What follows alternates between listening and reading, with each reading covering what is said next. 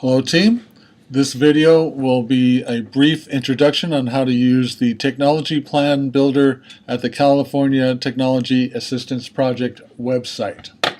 The first step in using the Tech Plan Builder is to go to the CTAP website. It's a very easy URL to get to.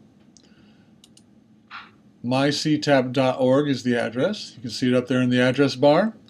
And the menu choice to look for is IT and Tech Planning. If I choose the menu choice for IT and Tech Planning, I get a drop-down menu that gives me the option to go to the Tech Plan Builder. I can choose that, and it takes me to the opening screen of the Tech Plan Builder. When you arrive at this page, you have a number of options. You can, as a new user, you can sign up and create a technology plan, which I've already done, so we can take a look at how this works. You can create a technology plan. For the most part, people joining in to work together on a tech plan won't use that choice, but you could also use this tool to create a school site tech plan. It covers all the bases. You don't have to go into as great depth as you do for a district technology plan. Or you can choose to edit an existing plan, which is what we're going to do right now. If I click on the link that says edit an existing plan, it will ask me for a username and password. Basically an email address and the password that you set up when you create the account. Once you're at this screen, you will see a list of completed plans as well as incomplete plans.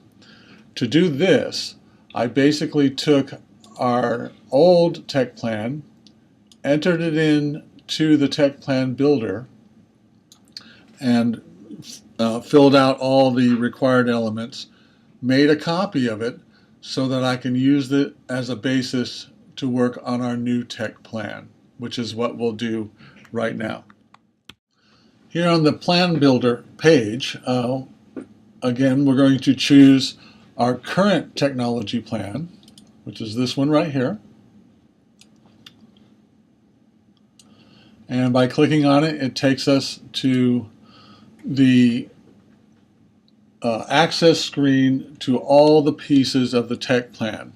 At the top, you'll see a simple menu with some basic choices that we'll talk about a little bit more in a second. You'll see some fundamental information about the plan, who started it, what year it's for, what type of level plan it's for. And as you can see, the Plan Builder has taken all of the elements in the tech plan, all the required elements, and broken them down into component parts. This means that you can address each individual piece kind of within its own section and not have to kind of be bombarded with the entire tech plan all at once. It really makes it kind of easy to think these pieces through. The other really nice feature of this tool is that the tech plans grow very large. Our last tech plan was too large to use on a tool like Google Docs. So we ended up shuffling Word documents around and text documents and copying and pasting, and it really becomes cumbersome if you have a number of people working on it. This tool solves that problem. You can have multiple people working on exactly the same document. It could be as large as you want. Size just doesn't matter.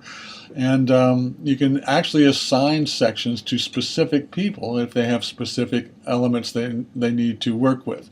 The one piece about this, be very careful about what buttons you push. Delete plan will make you very unhappy if you put a lot of effort into it. Copy plan gives you a backup option, so I highly recommend that as well. So next, we'll take a look at some of the component elements of the plan and what they look like. So to look at some of the component elements, we're going to look at two different elements. Notice first that under status, I have some of these elements marked as finished, some of the basic elements of the plan, and the rest are marked as draft. This is so you can easily discern what's already been worked on and completed and what still needs some effort put into it. Let's take a look at this background and demographic profile. If I come over here and click on Edit Section, it takes me to this finished view of this section. Now, in our last tech plan, and this is basically the same text as the last tech plan, I altered some of our demographic information, changed a little of the wording and the syntax around a little bit. In the previous tech plan, we had a table that I kind of felt was kind of cumbersome, so I turned that table into a easier to read graph, and then changed the status to finished. If I decide I want to go back and work on this again, I just change the status to draft, I click change status, and then I can edit to my heart's content. So marking it finished doesn't mean it's the end of the road. But notice that you get this instructional information, kind of directives on what to do with this piece of the plan, as well as instructions. Now, this is a very basic element of the plan. We're going to look at a more complex one in a second, but all these elements kind of work in the same way. It's very basic formatting. Ultimately, this tech plan builder is going to generate a RTF file, that you can import into Word and massage and tweak as you wish. So let's go back to the plan index here up at the menu, which takes us back here. And let's look at a more complex section. We're going to look under curriculum and number 3E. Notice that it has a description for this section, but it also lists objectives and benchmarks. And this is another strength of the plan that I have found should help make things very easy to complete. Again, looking at under curriculum, we're going to look at item 3E, which includes some objectives and benchmarks. If we come over here to the right and click on Edit Section, we'll be presented with the basic information. But notice that it looks a little bit different. Here's the basic description for this section, and it's pretty fundamental. It's plain text, and there's a little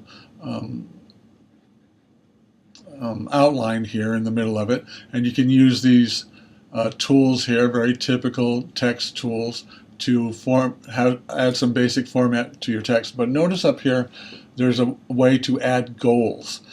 Many of these sections require goals, objectives, and measurable actions. And what this does is it allows you to add them hierarchically, and again edit them within their own little section, which makes it much easier to kind of wrap your head around how it works. So we're looking at goal number 1, and notice that goal number 1 has 2 objectives underneath. So we add the new goal here, but to add the objectives we have to edit the goal. Notice that the goal is here in its own window, and the objectives are added down below. And this is where we've added these 2 objectives for this goal. Let's take a look at objective 3E.1.1. And again, the tool numbers and labels all these things for you. If I click on Edit here, notice that the objective, again, is in its own little window. And the benchmarks, there's already one created for you. These are all blank when it starts out. You click on Edit and you add a benchmark for every year. This happens to be a 3-year plan, so there are 3 benchmarks. In addition to these benchmarks, there is an implementation piece that is aligned with the plan element, the goal, the objectives, and the benchmarks. So they're all tied together, and you add them incrementally. So looking at this implementation plan part of this piece, you can add a new activity, as many as you wish. And let's look at this first activity here by clicking on Edit. And notice again, it breaks it down into the activity itself, the monitoring and evaluation piece, who's going to be part of that, the evaluation instrument piece, the report cards, the work product, the timeline, and the people responsible. Again, breaks it all down for you. You update the activity, and it formats it for you. And it ties it all together for you. So you don't have to kind of think about those logistics and that piece about putting all those things together. So from here, we'll go back to the plan index. And here we are back at the plan index, and that's basically it. The idea is to work your way down and ultimately end up with all finished sections. Once you're done and you feel that the plan is ready to go and ready to submit, you're going to download the plan as an RTF here at this link right up here. You're going to import it into Word or whatever publication tool you use to create the look and the feel, paginate it, make table of contents, all those things. Before you do that, you can choose to view the plan. You can look at the comments that were added to it by your various contributors, and you can add graphics. Basically, you just like that graph we saw earlier, that pie chart, you add it to a graphic library and you import it to your plan through that link. So it's pretty intuitive. It's not that hard to wrap your head around, and it's pretty easy to use.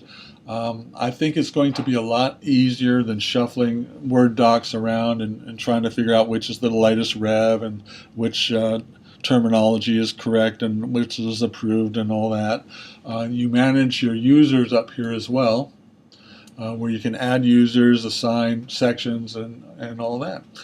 So that's pretty much it. You just work your way through, you finish, and turn in your plan and get your E-rate subsidies, and you have a direction for the next 3 years or 5 years if that's what you choose. I hope this helps. I think it's going to help us develop our plan this year, and there it is. Thank you very much.